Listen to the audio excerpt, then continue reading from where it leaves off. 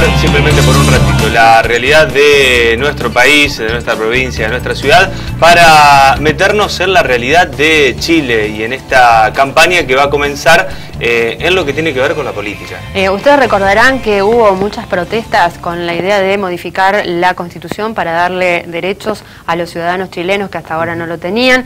Hubo muchas discusiones hasta que esto llegó al recinto, pero bueno, no se lo voy a contar yo, se lo va a contar el que sabe de esto. ¿Cómo estás, Juan Pablo? ¿Qué tal? Buen viernes, ¿cómo andan por ahí? Bien, queriendo saber cómo es esta campaña que ya arrancó de cara al referéndum. Bueno, la idea es realizar este referéndum que se propuso inicialmente, se planteaba para principios de año, pero la situación sanitaria obligó a posponerlo, en el que la población de Chile se va a expresar por la necesidad o no de reformar la Constitución, sí, y en segunda instancia por quién va a realizar esta reforma, si se va a hacer una comisión mixta con los legisladores o se va a elegir un cuerpo constituyente específicamente para ese fin. Son las dos cuestiones que se van a votar en esta campaña que tomó el nombre de las dos opciones que va a tener el referéndum.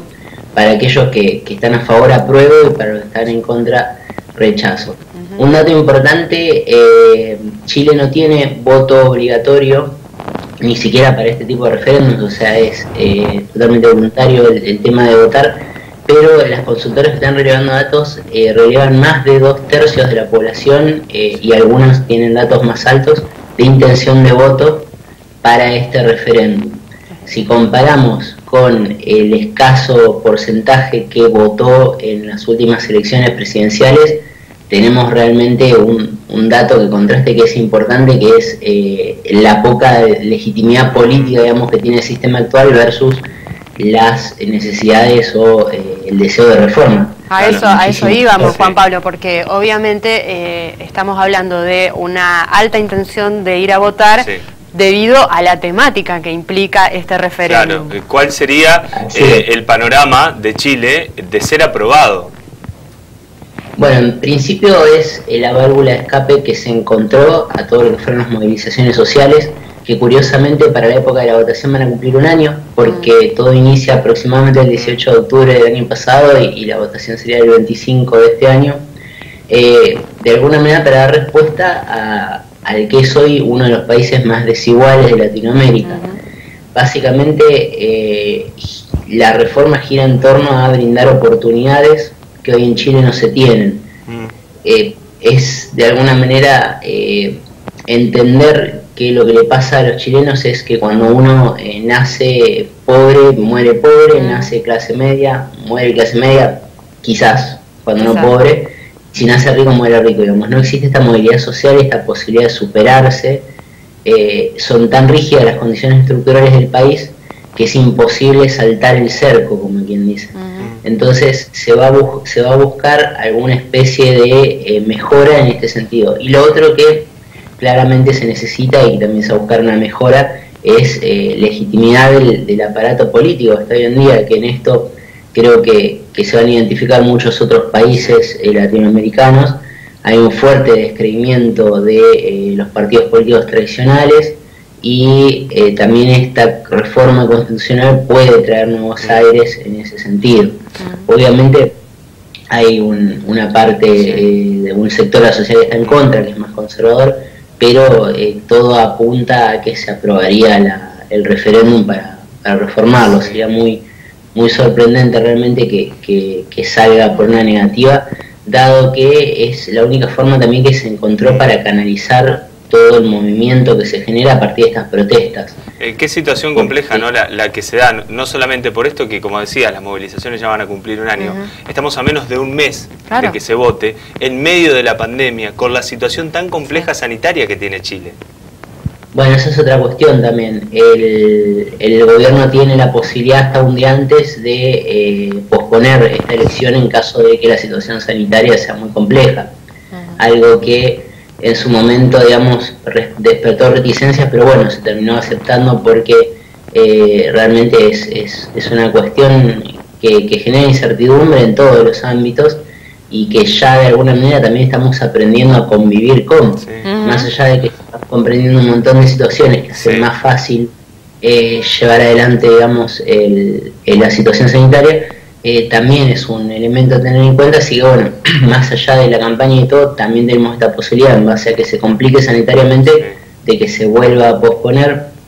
A mi punto de vista es responsable pensarlo de esa manera, siempre y cuando no se utilice como una excusa para seguirlo haciéndose adelante. Hay que recordar que Chile tiene una cuestión que en política no es menor, que es que todas las protestas, todo este movimiento no se ha canalizado a través de un liderazgo político, sino que justamente se ha canalizado a través de esta promesa de reforma que llevan adelante los partidos políticos que ya estaban, a los cuales está dirigido toda la protesta en sí. Entonces, sin una aparición de una figura de liderazgo en este medio, es la única herramienta que tienen como válvula de escape de presión social.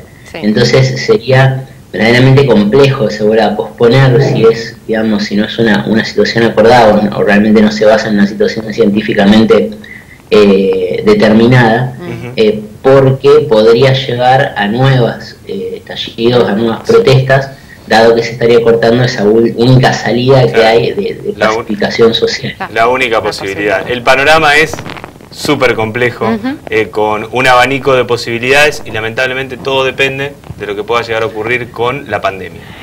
Juan Pablo, la pregunta que te iba a hacer antes de despedirte es, obviamente, decías, no hay un liderazgo. ¿Qué pasa con la elección de esos representantes? Porque si no hay un liderazgo, ¿quién garantiza que esto después se plasme en una reforma concreta? Eso, ahí justo quería ir, transmisión de pensamiento, que más allá de esta primera etapa en la que se va a votar seguramente afirmativamente por esta reforma, después esta realidad política que vos mencionás, la carencia de liderazgo, va a permear en la dificultad y en el debate que va a ser prolongado y escalado en torno a lo que se va a reformar. Hay cuestiones de Chile que no se tocan desde la década del 80, pero la Constitución del 80 también recoge cuestiones que no se tocan desde la fundación del mismo Chile. Entonces va a haber mucho lobby en mantener algunas cuestiones para las cuales hay sectores muy poderosos de la sociedad que están muy interesados en que eso no cambie, y después va a haber algunas otras cuestiones de más fácil resolución, pero no va a ser un proceso expedito, va a llevar su tiempo. Va a haber mucho debate y probablemente sí, esta carencia de un liderazgo complica más las cosas. Hay que entender también de que si hubiese un liderazgo político quizás no hubiese habido reforma, porque si hubiese podido ganar una elección y hubiese ganado este partido, o hubiese pasado alguna de las cuestiones que suele pasar en una región que por ahí son salidas no tan democráticas, pero ese es el tema también. Vos al tener tan disperso una fuerza que en sí es política, pero sin representación, te cambia muchísimo el panorama de lo que puede suceder en un determinado país.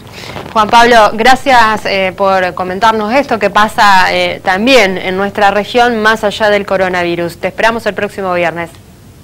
Gracias a ustedes, que tengan un lindo fin de semana.